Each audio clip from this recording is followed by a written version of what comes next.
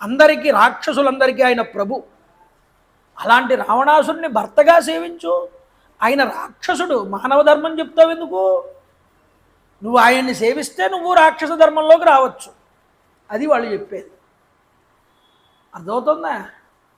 అందుకనే పరధర్మో భయావహ అని ఎందుకంటారండి?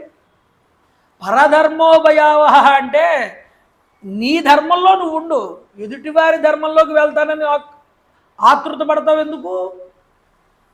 ఇప్పుడు ఏం చెప్తోంది ఇక్కడ వికట అనే రాక్షసి, వినత అనే రాక్షసి? నీ మానవ ధర్మాన్ని అలా ఉంచమ్మా, మా రాక్షస ధర్మంలోకి రా.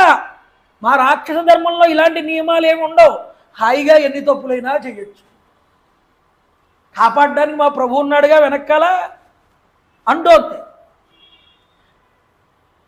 అంటే వీళ్ళ ధర్మంలో వీళ్ళు వెసులుబాటు చేసుకున్న ధర్మాలు వీళ్ళన్నీ.